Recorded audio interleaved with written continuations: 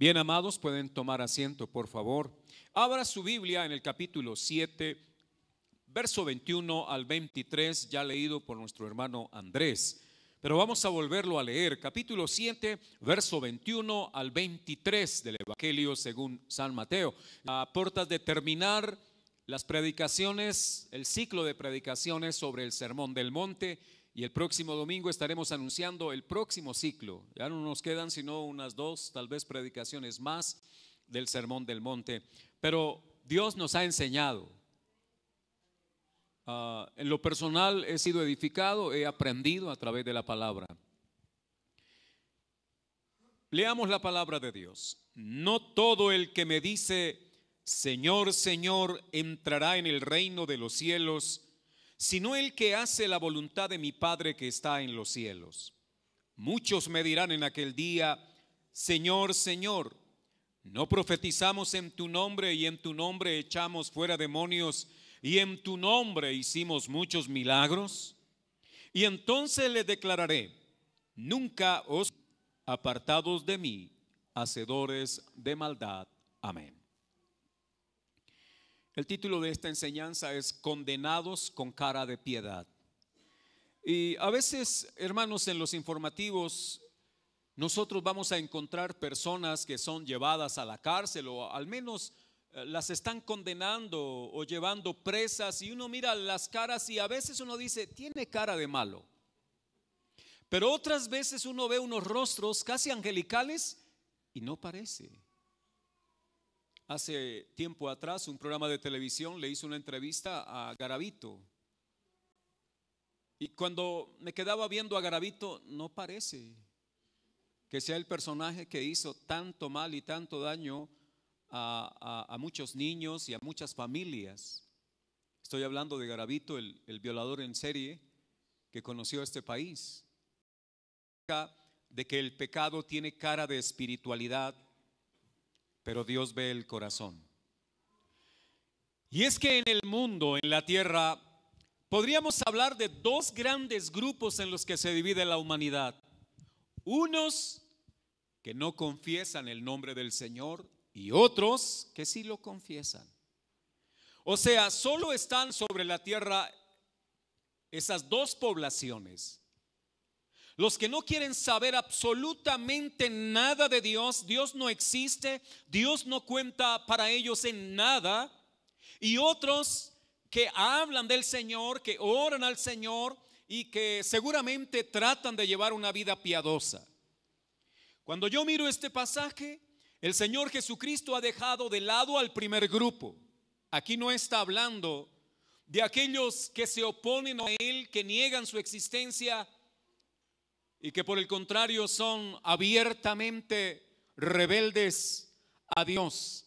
En esta porción de la Biblia nos está hablando de ese segundo grupo, y que en el segundo grupo el pecado hace presencia con cara de espiritualidad. Vamos a mirar entonces a través de estos versos de la Biblia, esperando que usted pueda estar muy atento para ir hilando la idea de la enseñanza en esta mañana. Y lo primero que quiero mostrar es cuando ese pecado se muestra de manera espiritual, o mejor, cuando el pecado se muestra de forma espiritual. Y quisiera en ese primer punto mostrar lo que el Señor ha señalado en el versículo 21. No todo el que me dice Señor, Señor.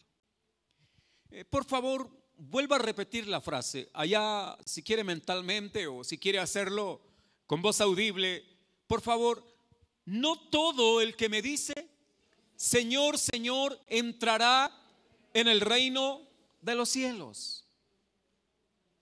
Está hablando de ese grupo que invoca al Señor.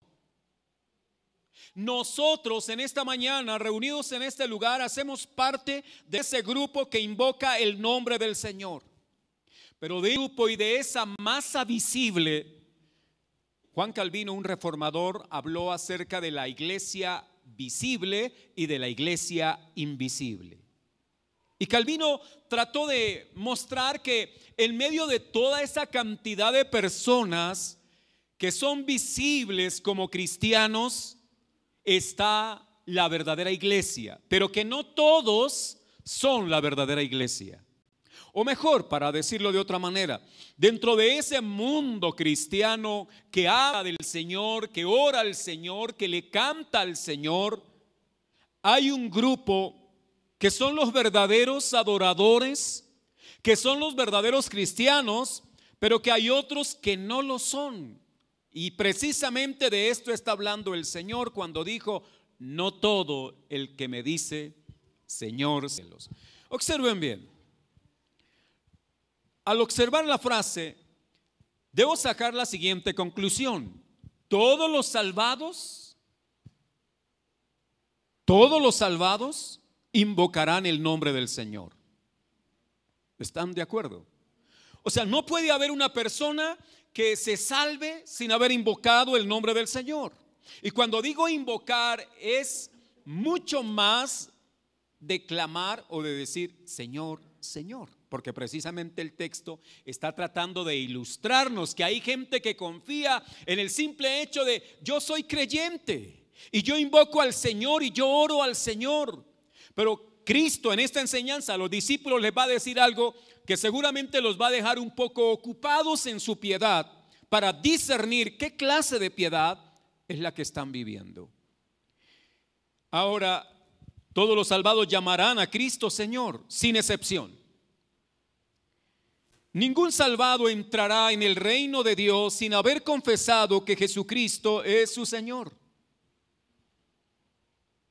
El gran problema no está por llamarle a Él Señor. Ese no es el verdadero problema expresado en este pasaje. Qué bueno es que sus seguidores, sus siervos, usted y yo, podamos estar invocando el nombre del Señor, poderle adorar, alabar, bendecir.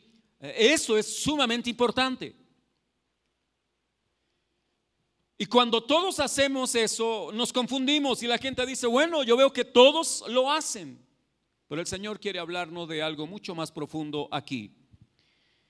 Y en esta parte observo lo siguiente: que hay algunos que llaman a Cristo Señor, pero no lo hacen movidos por una renovación espiritual, no lo hacen movidos por una renovación de su mente, sino que lo hacen por un convencimiento intelectual nada más. A ver si me puedo hacer entender.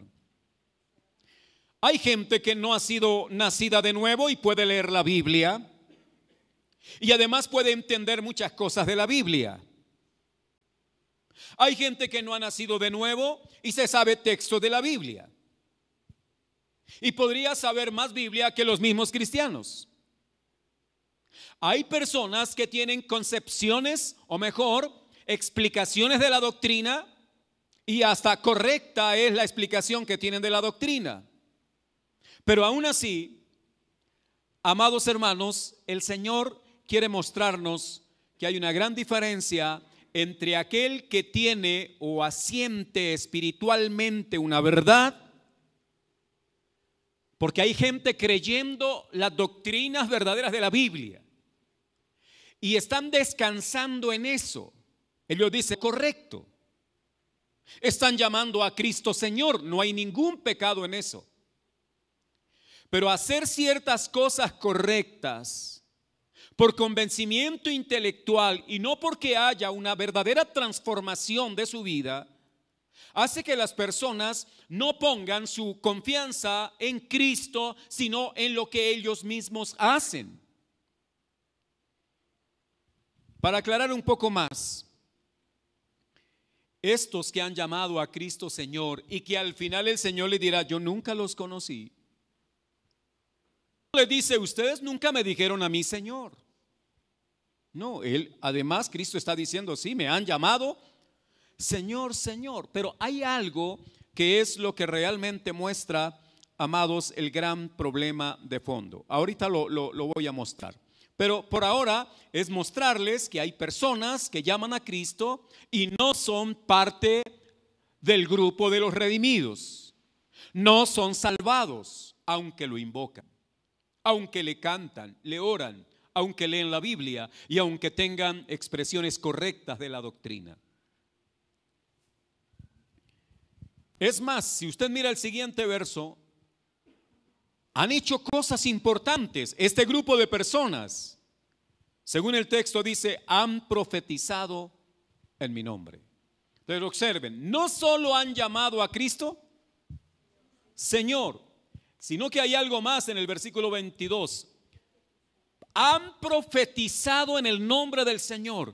Y permítame explicar un poco. El hecho de que ellos hayan profetizado en el nombre del Señor significa que tenían conocimiento. Profetizar aquí significa dar el mensaje del Señor al pueblo. Profetizar es entregar el mensaje de Dios al pueblo. Y estos han profetizado en el nombre del Señor. No lo han hecho a nombre de una organización, de una denominación, no. Lo han hecho en el nombre del Señor y han profetizado, han predicado. Y para eso se requiere conocimiento. Para eso se requiere la práctica, el ejercicio, el estar inmersos en procesos que permiten que una persona pueda exponer el mensaje del Señor. Entonces tenemos aquí, vamos a imaginarnos a un hombre que ora, a un hombre que ayuna, a un hombre que lee la Biblia, a un hombre que estudia y además de eso a un hombre que predica. Es lo que está mostrando el texto. Han profetizado en el nombre del Señor. Y cuando miramos a una persona que hace eso, yo le pregunto, ¿no cree usted que es cristiano? Si usted ve a una persona hacer esto que les estoy mencionando, yo creo que usted tiene la convicción de que esta persona es un hermano en la fe, es un hijo de Dios. Quizá usted diga, bueno, hay algunos que invocan al Señor y a veces los veo cantar sin ganas. Algunos aplauden, otros no aplauden y usted diga, tal vez dude de que sean cristianos, pero esa no es una regla para medir la cristiandad de alguien. Pero si usted ve a alguien mucho más aplicado a las disciplinas espirituales y además, pero aún todavía falta algo. Estos que han profetizado en el nombre del Señor han logrado un desarrollo importante en cuanto al mensaje de Cristo. Incluso pueden predicar la doctrina correcta. Y quiero advertir algo a mis hermanos. Que se nos haya enseñado la doctrina correcta y creerla, no dice que usted por eso entrará en el reino de Dios. Porque es fácil condenar a alguien que no tiene una doctrina correcta. Y de inmediato entonces pensamos, nosotros sí la tenemos y por tanto me siento seguro. Quiero introducir aquí una anécdota que sucedió con Michael Faraday, que fue un físico químico británico. No sé, creo que los que han estudiado ingeniería y tienen que analizar cosas de la electricidad y de los campos electromagnéticos, saben quién es Faraday. Propuso la ley que se conoce como la ley Faraday. Este hombre estaba en su lecho de muerte y alguien se acercó y le dijo, bueno, ¿y qué piensa usted acerca de sus teorías? Y él dijo, no, mi seguridad no descansa en teorías. Yo descanso en mi seguridad o en la seguridad. Y luego recitó el siguiente texto. Yo sé a quién he creído y que Él es poderoso para guardar mi depósito para aquel día. Faraday en su lecho de muerte estaba diciendo, lo que yo he propuesto no han sido teorías. Yo le he creído a Dios y con base en lo que he creído de Dios, he trabajado en el campo de la ciencia y este hombre muestra que su seguridad no estaba ni siquiera en sus descubrimientos ni en sus avances, sino que estaba en el Señor Jesucristo. No en todo lo que había logrado acumular intelectualmente Una persona puede saber mucha doctrina correcta y creer que por eso tiene pasaporte o visa al reino de Dios. No. Estos personajes, probablemente de los que se han acercado aquí y menciona el Señor, Señor, en tu nombre profetizamos. No le dice, ustedes profetizaron falsamente. Ustedes enseñaron lo que no era correcto. Y es verdad que debemos ocuparnos para no enseñar doctrinas falsas.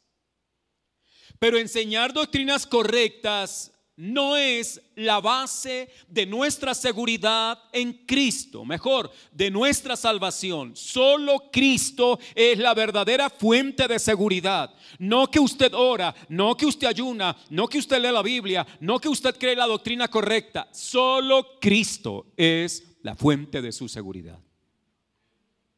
No sé si usted esté de acuerdo. Pero ahora todavía hay algo más. Han realizado actos prodigiosos. Estos del segundo grupo, estos que el Señor dijo no entrarán en el reino de Dios.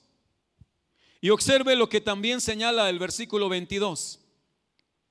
En tu nombre echamos fuera demonios.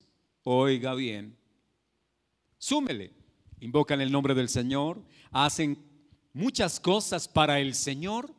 Creen cosas correctas, no solo las creen, sino que también las enseñan, las hablan y aparte de eso, echan hasta fuera demonios. Si usted ve a un hombre así o a una mujer hacer eso, usted dirá, este es un santo de Dios. Tanto que hasta echan fuera demonios.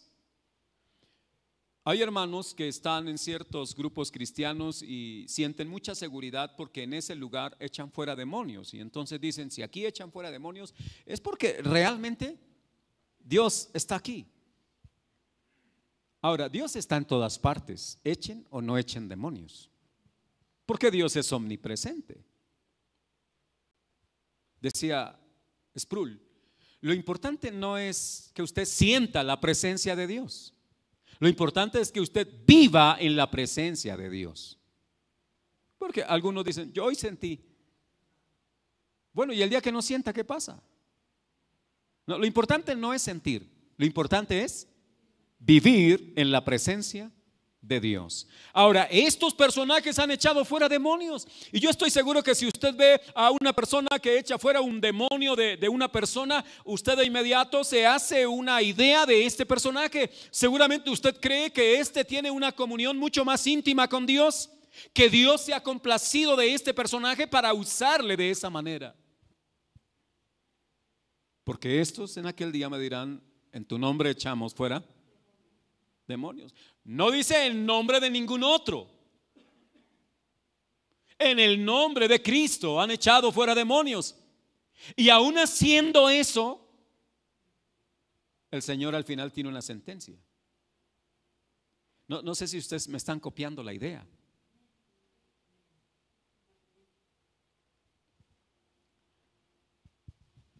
Echar fuera demonios.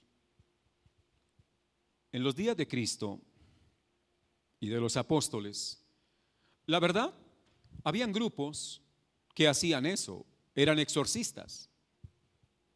En nuestros días también los hay. Y hay hermanos o ministerios que se dedican a hacer eso, a echar fuera demonios. Pero eso no dice nada en absoluto respecto a su salvación. Mire, el Señor dijo esto un día cualquiera. Le dijo a los 70, vayan y lleven el mensaje del evangelio. Y los mandó de dos en dos, dice la palabra. Y ellos fueron y predicaron la palabra de Dios.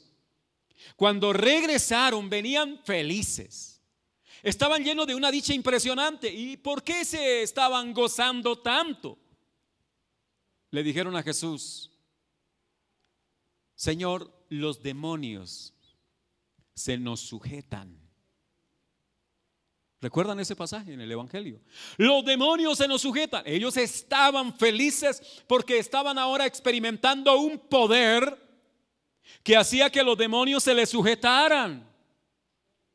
Eso de que los demonios se les sujetan significaba que obedecían lo que ellos les decían, ¿no? Y el Señor le dijo: no, no se gocen por estas cosas, gozaos porque vuestro nombre esté escrito en el libro de la vida. ¿Qué les quiso decir el Señor? Que hacer esas cosas no significa que su nombre esté escrito en el libro de la vida. El asunto es un poco complicado, ¿no? Espero que en esta mañana no vayamos a salir de aquí así como con la cabeza, ¿verdad?, a punto de reventar, ¿no? Pero es lo que la palabra de Dios nos está diciendo: no se goce por estas cosas, y gózate porque su nombre está escrito en el libro de la vida. Y ahora que estudiamos la Biblia nos hemos dado cuenta que nuestro nombre fue inscrito en el libro de la vida, no cuando levantamos nuestra mano para decir recibo a Jesús, sino que, como dice la Biblia, nuestro nombre fue escrito antes de la fundación del mundo. Y solo los que están escritos en el libro de la vida responderán de forma correcta al llamado del Señor. Los que están escritos en el libro de la vida no llevarán la marca de la bestia, ni antes, ni ahora, ni después,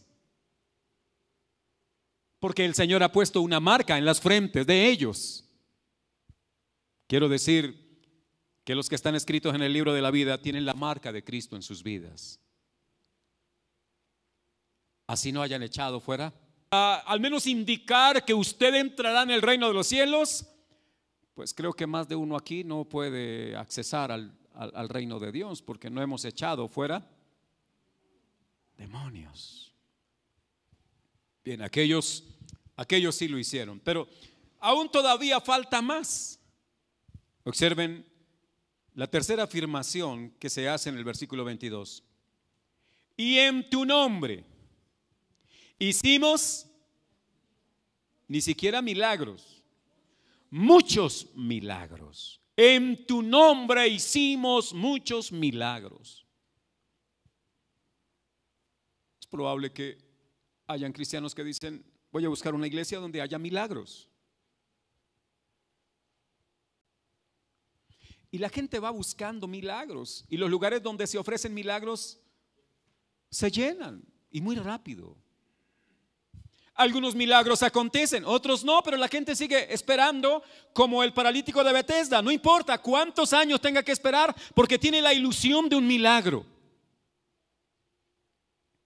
Y hay gente que está en los templos no para honrar al que vive por los siglos, no para exaltarlo a él, sino para esperar un milagro. El paralítico de Betesda, ¿cuántos años duró allí? Eso es tener mucha paciencia, ¿no? Él nunca se retiró del estanque de Betesda, porque él iba todos los días con la ilusión de puede ser hoy. Y es más, hay algunos eslogan de ciertos grupos cristianos que dicen: ven por tu milagro, ¿no? Que hoy es el día, y puede ser quizá el momento en el cual el Señor hará un milagro para ti, y entonces la gente va movida por la ilusión de recibir un milagro. Puede ser de sanación, o quizá porque mejoren las finanzas, qué sé yo. La gente va por un milagro. Estos dirán: en tu nombre hicimos muchos milagros, pero eso no garantiza nada respecto a entrar en el reino de Dios. ¿Cómo la ven ustedes? El pecado tiene apariencia de espiritualidad. La maldad se manifiesta con toda esa clase de vestidura piadosa, entre comillas, espiritual, entre comillas. La falsa religión también, amados hermanos, es muy similar y confunde fácilmente por toda la sutileza que tiene a las personas. Recuerdo en algún momento una persona que dijo, estuve en una iglesia, pero entré y no sentí la presencia de Dios allí. Yo por eso salí, me fui. Y voy a buscar otra a ver dónde siento la presencia de Dios. Ahora quiero decir que hasta en el infierno se va a sentir la presencia de Dios. Porque en el infierno Dios está presente en su ira. El infierno es la ira de Dios haciendo justicia. Dios está presente en su ira allí.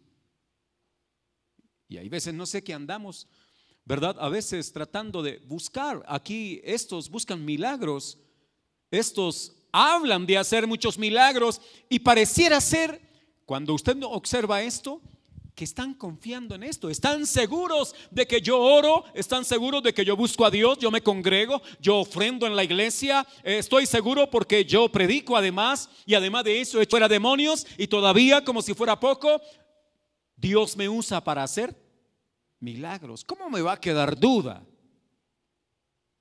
Y la seguridad se basa en eso. Esa es una falsa seguridad. Por eso, amados, debo pasar entonces los magos en Egipto, ¿recuerdan? Cuando Moisés y Aarón hicieron ciertos milagros, los magos llegaron también e hicieron lo mismo. Simón el mago de Samaria hacía también una cantidad de cosas y decía, este es el gran poder de Dios. Y había engañado a todo el pueblo. No crea en milagros, cree en el Señor Jesucristo. Yo no estaba recién llegado a esta ciudad cuando aquí en Bogotá había un auge por un personaje que venía de los llanos, no recuerdo cómo era el nombre de este personaje, un campesino por allá de los llanos y que según eso estaba haciendo muchos milagros. No sé si alguno recuerda esa época, por ahí en los 90. ¿No? Usted ya era cristiano. Probablemente no se enteró de eso, ¿no? Yo estaba trabajando en un taller de confecciones y ahí me enteré. No recuerdo el nombre ahora. Pero esos que hacen milagros normalmente están siempre rodeados de mucha gente. La gente va esperando eso. Los magos en Egipto lo hicieron, Simón también. Y si es por echar fuera demonios, los sacerdotes, un sacerdote llamado Exeba, que era jefe de los sacerdotes judíos, tenía unos hijos y los hijos de este sacerdote hacían parte de un ministerio exorcista, allá en el libro de Hechos capítulo 19, si no estoy mal, 19, 13 al 14, para que usted lo busque en casa. Y los hijos de Exeba fueron a echar un demonio de una persona. Todos recuerdan la gran experiencia que vivieron los hijos de Exeba, porque le dijeron al demonio, demonio, sal de esta persona en el nombre de Cristo, de Jesús, el que predica Pablo. Y el demonio les dijo lo siguiente, conozco a Jesús, conozco a Pablo, pero a ustedes, qué vergüenza para estos exorcistas que ni siquiera el diablo los conoce.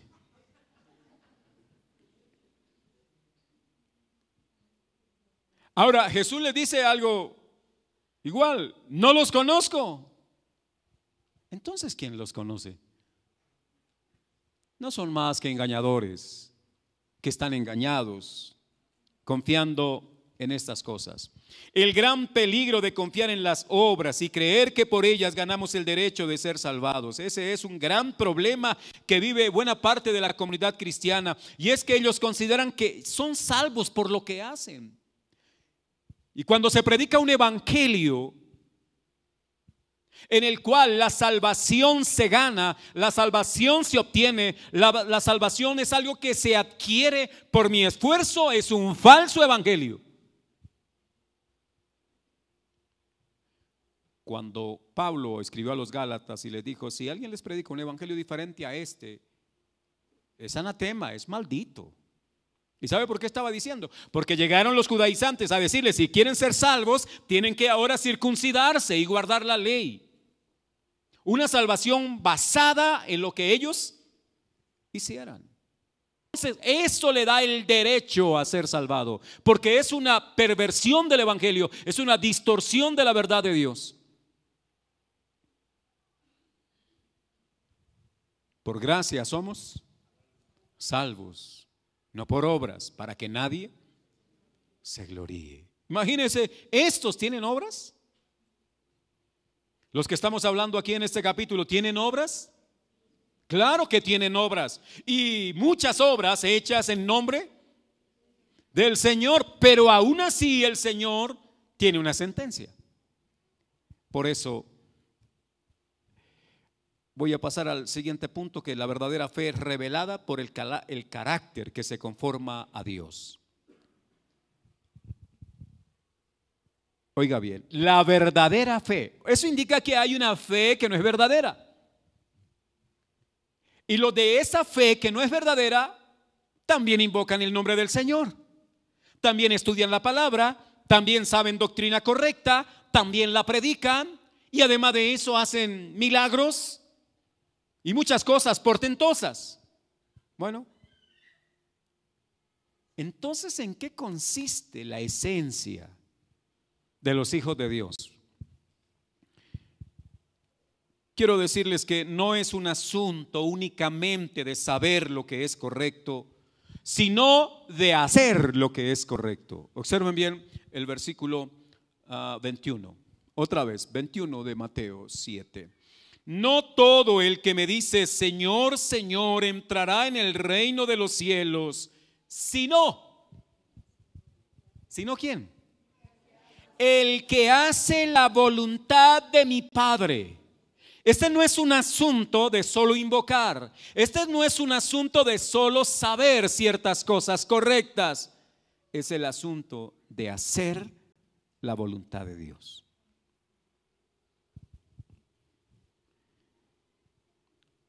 Estaba Jesús en cierto momento y había mucha gente alrededor de él, y una mujer exclamó y dijo: Señor, bienaventurado los pechos que mamaste, el vientre que te trajo. ¿Recuerdan la expresión en el Evangelio? ¿Qué le dijo Jesús? No sé si recuerdan. Esta mujer estaba diciendo en otras palabras: bendita María, ¿qué te trajo? Y el Señor va a tener que decirle no. Y empezó a hablar acerca de quiénes son sus hermanos, y dijo: mis hermanos, mi padre y mi madre son los que hacen la voluntad de mi Padre. Cuán importante, y por favor entendamos que esto debe ir en mayúsculas, cuán importante en la vida de un cristiano verdadero es que se manifiesta el hacer la voluntad del Padre. O sea, él vive y en su vivencia hace la voluntad de Dios. Usted dirá: ¿y no es eso una obra? No, no como obra, es un fruto de que está en la fe verdadera. A ver si me hago entender. No es que él se esfuerza por hacer la voluntad de Dios, sino es que él vive y hace la voluntad de Dios. Vive y su vida es hacer la voluntad del Padre. Eso fue lo que dijo Jesús: mi verdadera comida es que yo haga la voluntad de mi Padre. La verdadera vida de un cristiano es hacer la voluntad de Dios. Y usted dirá: ¿y para hacer la voluntad de Dios no necesito invocarlo? Ya dije, obviamente usted le invoca. Usted conoce la doctrina correcta, usted sabe el Evangelio, conoce el Evangelio de forma correcta. Todo eso hace parte. La diferencia con el otro es que el otro no hace la voluntad de Dios, habla de Dios, confiesa a Dios con sus labios, hace milagros, pero no vive en la voluntad de Dios. Y ya quisiera también mostrarles ahora algo para indicar un poco más esto. Entonces, no es un asunto de saber lo correcto solamente, aunque hay que saber lo correcto. No es un asunto, amados hermanos, de tener una buena idea de Cristo. Estos le llaman Señor, o sea, tienen un concepto claro de quién es Cristo. Saben que Cristo es el Señor, pero aún así no hacen la voluntad de mi Padre. Me llamáis Señor y no hacen lo que yo les mando. Lo cual nos está poniendo a nosotros en un campo en el que se muestra que la salvación se evidencia por la obediencia. por el conformarnos a la voluntad de Dios. Porque hay una disposición en esa nueva naturaleza dada por Cristo al regenerado, al nuevo nacido, de vivir para agradarlo a Él, de vivir para hacer su voluntad. Hermano, hoy amaneció un poco gris el día y usted no protesta y usted no se queja porque sabe que esa fue. Y usted se conforma a la voluntad de Dios. No sé si me estoy haciendo entender. Mañana llega a la empresa y de pronto le dicen, lo espero en la oficina, y cuando va a la oficina le dicen, tuvimos que hacer recorte de personal. Y usted no va más en la empresa. Y como usted escuchó hoy una palabra que dice que hay que hacer la voluntad de Dios, usted no se pone a llorar ahí. Sencillamente podrá exclamar y decir, si esa es la voluntad de Dios, yo me conformo a ella. O sea, yo me someto a la voluntad de Dios, aunque me parezca terrible quedarme sin trabajo. No sé si lo experimentamos así. Va y se saca unos exámenes. Porque cuando nos dicen, creo que su salud no está bien, mire, hágase estos exámenes para mirar, para descartar algo malo. Ya con eso lo dejan a uno arreglado. Porque uno va y se hace los exámenes y uno está pensando, si el médico dijo que era para descartar algo malo, es porque hay la probabilidad de que en mí haya algo malo. De seguro que hay algo malo, sobre todo el corazón. Pero bueno, cambiando ahí un poco quiero decir es, y usted va y cuando le dicen venga por los resultados, usted va con cierto susto. ¿Pasa o no pasa? Y usted ha orado, Señor, que el resultado sea negativo. Negativo. Es más, algunos dicen, declaro que es negativo. Usted puede decir lo que sea. No es lo que usted declare, es lo que Dios tenga en su plan para hacer. Y si sale afirmativo, positivo, y de pronto le dicen, usted tiene esta enfermedad, y como usted tiene esta enfermedad, ¿qué hace usted ahora? Hermano, aquí es donde se marca una gran diferencia entre el que realmente ha puesto su confianza en Dios y en el que no la tiene. ¿Por qué razón? Porque el que tiene su confianza en Dios, aunque le da susto, ¿quién no le va a dar susto? ¿Quién no se va a angustiar? Eso es parte de nuestra humana debilidad. Pero aún en medio de ese pensar humano, comienza a resurgir ese nuevo hombre, esa nueva mujer en Cristo que le dice, todo está en las manos del que le llamó.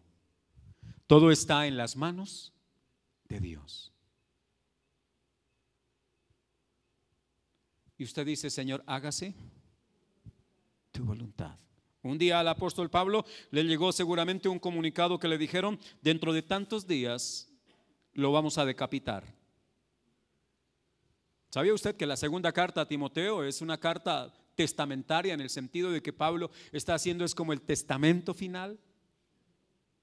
Cuando Pablo exclamó y dijo, he acabado la carrera, he guardado la fe y bueno, ya no me espera más. Él no vio la muerte, sino que veía lo que estaba después de la muerte. Dijo, me espera la corona que el Señor me dará a mí y a los que aman su venida. O sea, Pablo cuando está diciendo eso es porque ya sabía de su sentencia de muerte. Y aún estando sentenciado a muerte, él expresa su conformación a la voluntad de Dios. O sea, no dijo, pero ¿por qué, Señor, si me he portado bien? ¿Por qué a mí si yo soy buena gente? A veces los cristianos tratamos de movernos en el campo del romanticismo para mover a Dios. Y no es así. Hermanos, si Dios dijo que hará algo, lo hará, porque su voluntad jamás va a ser estorbada por algo. Y los que hacen la voluntad de Dios significan que ellos comprenden que lo que es voluntad de Dios es inamovible. Y que aceptar la voluntad de Dios es saber que Él hace lo mejor porque su voluntad es buena, aunque muchas veces no parezca. Eso dice la Biblia, que la voluntad de Dios es buena, agradable y perfecta. Eso lo sabemos y lo recitamos cada rato.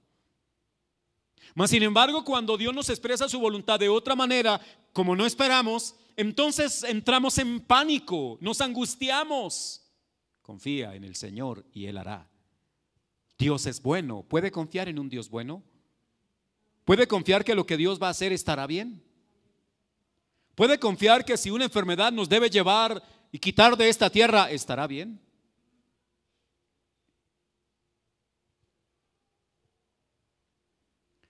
Es un asunto más que invocar, creer, estudiar, saber de Dios. Es un asunto más que echar fuera un demonio o de pronto hacer unos cuantos milagros. Es un asunto que realmente impacta, transforma nuestra vida, la manera de cómo nos relacionamos con Dios y de cómo nosotros vivimos acá la vida. Es tener un corazón dispuesto a vivir esa voluntad de Dios y no a pedir a Dios que haga nuestra voluntad, porque ese es otro error, ¿no? La mayoría de las oraciones de los cristianos es para informarle a Dios qué es lo que ellos quieren que Dios haga. Nos pasa. Y ahora sí, como decía un programa cómico mexicano, ¿qué nos pasa? ¿Qué nos pasa? Hace mucho tiempo, usted no lo vio, cuando la televisión era blanco y negro. ¿Qué nos pasa? Vamos en oración al Señor para decirle: Señor, yo quiero que tú hagas esto. Pero la Biblia dice que los que entran al reino de Dios hacen la voluntad de Dios. ¿Sabe? Que se acercan a Dios para decirle al Señor: Señor, haz conmigo lo que tú quieras. Pero ¿acaso no puedo pedir algo? Sí, puedes pedir algo, pero siempre va usted a decir: Señor, esto que yo te estoy pidiendo es si estoy conforme a tu voluntad, porque si no es tu voluntad, Señor, muchas gracias, perdóname. No sé si me estoy haciendo entender. Qué bueno es cuando el hijo de pronto desea quizá, no sé, tal vez tomarse un bonjour, por ejemplo, y le dice: papito, mamita, yo quisiera tomarme un yogur, pero no sé si tú quieras dármelo. Si tú me lo quieres dar, me pondré muy contento. Si tú no me lo quieres dar, igual. Tú eres mi padre, tú eres mi madre. Creo que ante eso uno de padre se derrite, ¿verdad? Pero a Dios no lo podemos derretir así. Pero siempre vamos a tener que decir: Señor, mi disposición es tu voluntad. En la oración del Padre Nuestro, ¿recuerdan? Padre nuestro que estás en el cielo, santificado sea tu nombre. Y la mejor manera de que un hombre y una mujer, discípulos de Cristo, santifican el nombre de Dios es con lo que sigue: hágase tu voluntad en esta tierra como se hace en el cielo. Pero ¿quién va a hacer la voluntad de Dios en esta tierra? Los que entran al reino de Dios. ¿Y quiénes son los que entran al reino de Dios? Aquellos que le dicen: Señor, Señor, pero de corazón, con un corazón transformado, con un corazón cambiado por Él. Lo otro es una falsificación de la verdadera iglesia. ¿Me estoy haciendo entender en esta mañana? Si de pronto tiene alguna inquietud, al final usted levanta la mano y hace la pregunta, no hay problema. No le puedo garantizar una respuesta así, pero igual usted puede preguntar.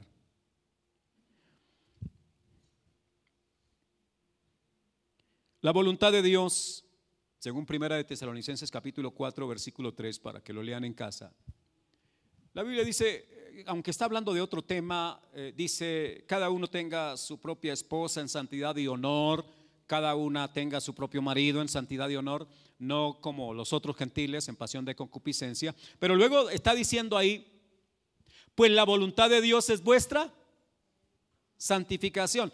¿Qué es lo que desea el Señor entonces? Que seamos santos.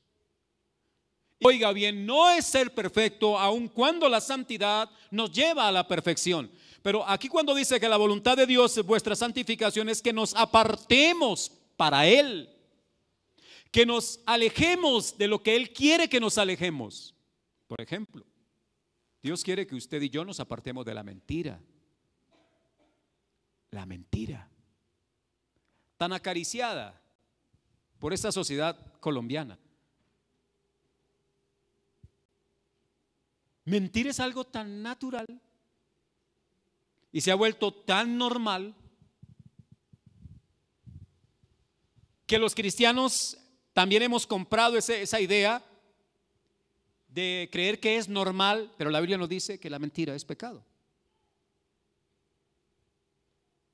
Y estamos acariciando. Esa no es la voluntad de Dios. La voluntad de Dios es que usted diga la verdad, así pase lo que pase. ¿Me hice entender? Diga la verdad. ¿Por qué hay que mentir? Es que me da miedo. Bueno, el que teme al Señor se vuelve tan valiente que ya no le teme a nada más sino al Señor. Pero algunos son tan cobardes que le temen, como Pedro, a la criada que le dijo: tú eres un Galileo también, ¿verdad? Y él por miedo negó, mintió, hasta que volteó a mirar y allá estaba Jesús mirándolo como diciéndole: le teme usted a una persona, pero no me teme a mí.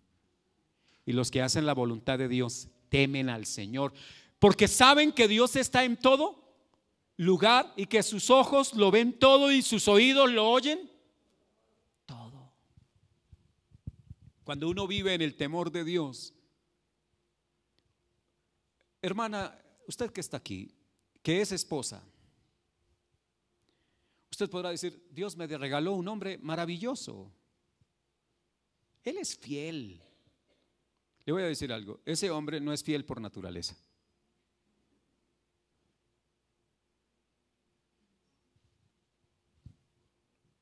No es fiel por naturaleza. Por naturaleza es ¿qué?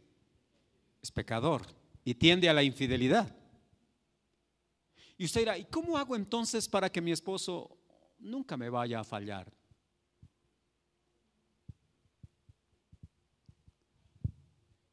Revisarle el celular.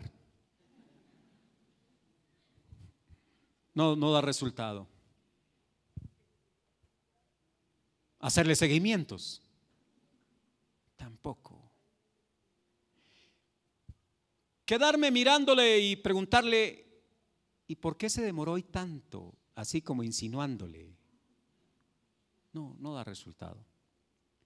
La mujer que confía en el Señor hace algo. Le dice: Señor, ahí está ese pedazo de hombre que me diste. Ya, Señor, si tú estás en el corazón de él y si él teme tu nombre y hace tu voluntad, si él te es fiel a ti, te será fiel, me será fiel a mí. No sé si me hice entender. Igual un hombre que dice: mi esposa de pronto será. Si su esposa le es fiel al Señor, de ahí para allá todo estará bien. El gran problema es que el hombre no teme a Dios, ni honra su nombre, ni le es fiel a Él. Y de ahí para abajo, creer en fidelidad es bien difícil. Bien. Ahora, la salvación, entendamos esto: la salvación produce buenas obras. ¿Sí? La salvación produce buenas obras, pero las buenas obras no producen salvación. Pregunto: invocar y decir al Señor Jesucristo, decirle Señor, Señor, ¿es una buena obra? Juzguen ustedes. Sí. Creer acerca de Cristo, que Él es el Señor, o sea, tener una doctrina correcta acerca de Cristo, es una buena obra. Pero además de eso, predicar a Cristo, hablar en el nombre de Cristo, es una buena obra. Y es una buena obra echar fuera demonios para quienes en algún momento Dios les usó en esa manera. Y también es una buena obra hacer algunos milagros. Esos son buenas obras. Pero las buenas obras no producen salvación. Mientras que la salvación produce buenas obras conforme a Dios. Y observe esto: hacer la voluntad de Dios es muestra, hacer la voluntad de Dios es muestra de regeneración, de haber muerto a sí mismo y de vivir solo para Cristo. El apóstol dijo, ya no vivo yo, ahora Cristo vive en mí. Ya no me importa, no me importo. Si hay algún psicólogo dirá, uy, ese mensaje no está bien. Porque en la psicología nos dicen, ámese usted primero. El gran problema del hombre no es que no se ame, el gran problema es que se ama demasiado. Por eso hablamos del pecado del egoísmo. Pero algunos le dicen, tenga un poquito de amor por usted. No, lo que tiene es un exceso de amor por usted mismo.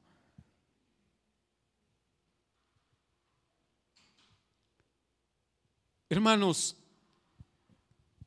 morir a nosotros, como dijo Pablo, ya no vivo yo, o sea, muero y muero todos los días para vivir en Cristo o vivir a Cristo. Es la experiencia maravillosa que solo un nacido de nuevo tiene en el Señor. ¿Ya? Que no está todos los días pensando, ¿y qué hago hoy para ver si me gano la salvación? Triste tragedia la de esa persona. Pero que se levanta todos los días diciendo, hoy Dios proveerá los medios y los recursos para que yo le sirva para su gloria, para su honra. Ya no esperando nada, sino ahora, porque he recibido, doy. Nadie puede dar si no ha recibido, y Dios le ha salvado, y como salvado ahora puede dar a Dios honor, gloria, alabanza y su servicio y su vida, y entrega todo para la gloria de Dios, todo su ser, no escatima nada para sí. Y voy al punto final. Aquel día, el día en el que se revelará todas las cosas. Observen bien que el Señor dijo en esta porción de la Escritura, muchos me dirán, en aquel día va a llegar, hermanos. Aquel día vendrá donde todo lo que ha estado oculto y disfrazado va a ser desenmascarado. Quisiera pensar en un momento que ese día será un día de muchas sorpresas, ¿verdad? Porque probablemente estábamos engañados o estuvimos engañados respecto a alguien o a ciertas cosas, y el Señor quitará ese disfraz. Dios revelará todas las cosas. Solo los que han hecho la voluntad de Dios entrarán en el reino de Dios. Solo ellos. Pero mire bien, esos que han hecho la voluntad de Dios no llegan a decir, Señor, yo hice esto, yo hice aquello. Porque el solo llegar delante del Señor a decir, yo hice esto, yo hice aquello, ¿notan ustedes que están basados en sus obras? Y que las hicieron ellos confiando en que al hacer eso ganaban un derecho, anulando por completo la obra de Cristo, que es por gracia.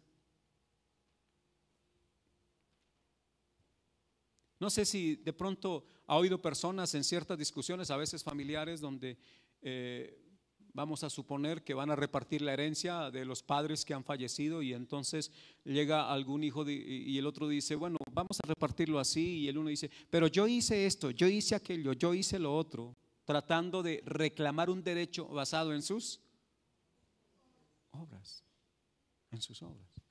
Y estos vienen confiando en sus obras. Por eso la extrañeza de estos personajes, porque ellos vienen aquí y le dicen, Señor, ¿qué necesidad tienen de decir esto? Otra vez, ¿qué necesidad si el Señor conoce todas?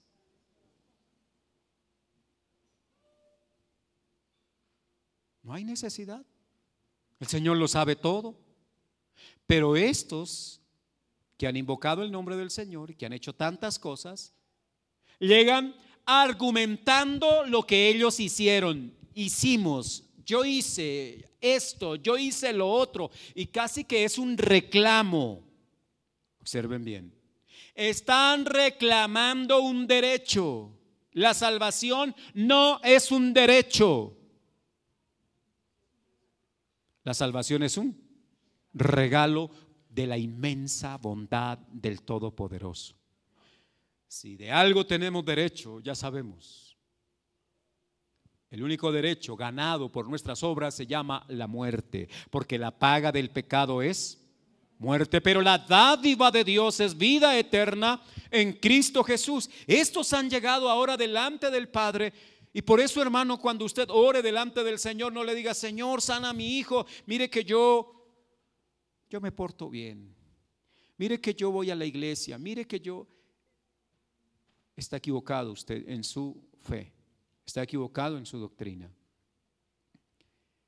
Llegamos diciéndole al Señor: no soy digno que entres en mi casa, no soy digno que sanes a mi hijo, no soy digno que respondas mi oración, pero apelo a tu misericordia, porque tú eres grande y bueno. Y sé, Dios, que si no me das lo que pido, tú sigues siendo bueno, porque por tu bondad no me das lo que te pido. No sé si me hice entender. Un chico le dice al papá: papá, regálame un computador, y el papá se lo regala y dice: mi papá es bueno. Pasan 15 días y le dice: papá, cómpreme una pistola. Y el papá le dice: no.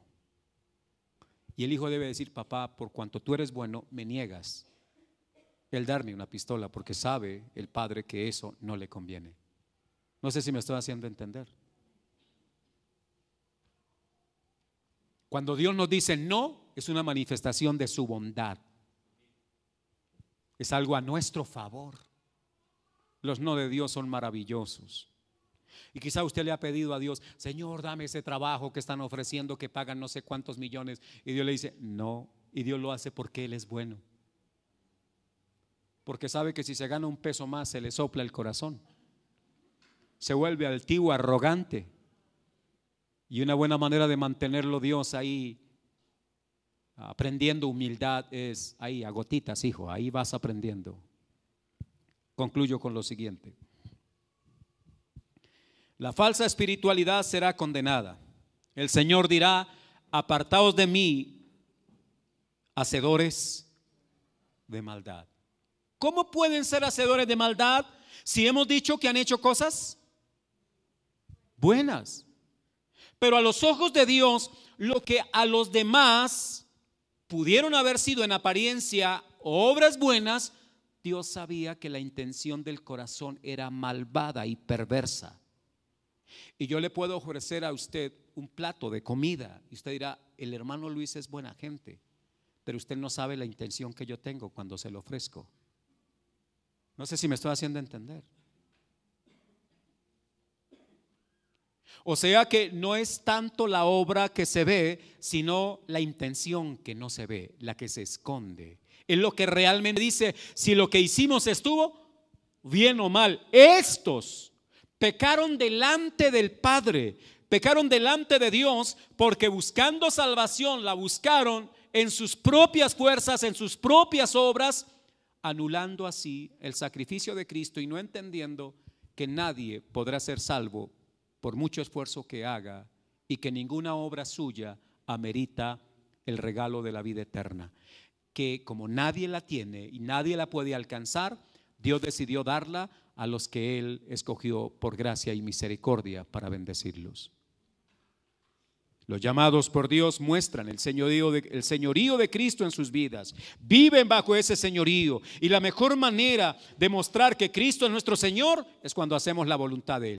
No puedo decir que Cristo es mi Señor cuando yo hago la mía, yo hago lo que quiero. A veces siempre vamos a tener que aconsejar: hermano, procura identificar cuál es la voluntad de Dios, y si logra identificar qué es la voluntad de Dios, hazla, aunque no parezca, aunque no te guste, aunque no le traiga paz al corazón, porque no siempre hacer la voluntad de Dios nos trae paz al corazón. Jesús en el Getsemaní oró y dijo: Señor, hágase tu voluntad y no la mía. Y a la verdad dice la Biblia que tenía una gran lucha. O sea, eso no era de tanta paz, era de gran lucha allí, pero Él hizo la voluntad de su Padre y por lo tanto fue exaltado hasta lo sumo como hijo del Dios Altísimo. Mis amados, ¿es usted un hombre o una mujer de fe verdadera? Todo lo que usted está haciendo en el Señor lo hace porque Dios le ha salvado y en gratitud por él, y usted tiene el compromiso de vivir a Cristo en su vida y todos los días se levanta con la intención de ser como Cristo, para honrarlo a él, para que el nombre de él no sea blasfemado. Si es así, estará en la fe verdadera. Si usted se levanta todos los días pensando en que hoy tengo que seguir luchando para un día ganarme esa salvación porque yo voy por ella y además quiero una corona que tenga hartas perlas y todo eso basado en sus fuerzas, usted está falseando la verdad. Usted está falsificando el evangelio. Lo quiero invitar a estar en pie e invitarlo